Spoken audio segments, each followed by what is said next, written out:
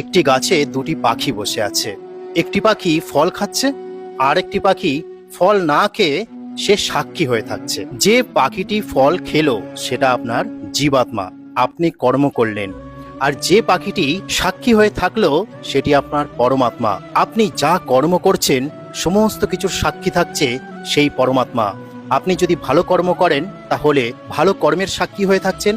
যদি খারাপ কর্ম করেন আর ভাবছেন যে আমাকে তো কেউ দেখছে না, একটি সম্পর্কে মিথ্যা কথা মিথ্যা অজুহাত দিচ্ছি, আমি ছাড়া কেউ জানতে পারছে না, আমি কাউকে ঠকাচ্ছি সেটা আমিই জানি আর কেউ জানে না, আমি কোনো জিনিস চুরি করছি সেটা আমিই জানি আর কেউ জানে না, তাহলে আপনি ভুল ভাবছেন। আপনার শরীরের মধ্যে অবস্থিত সেই পরমাত্মা সাক্ষী রূপে সমস্ত কিছু দেখছেন। সমস্ত কর্মের ফল আপনাকে ভোগ করতেই হবে।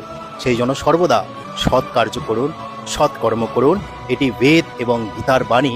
আপনারা নিচে দেখতে পাচ্ছেন ঋগ্বেদের মন্ত্র এটি। এছাড়াও ভগবান শ্রীকৃষ্ণ গীতার মধ্যে একই কথা বলে গেছেন যে আমি থেকেও নেই, আমি সাক্ষী রূপে আছি সমস্ত কিছু। হরে কৃষ্ণ।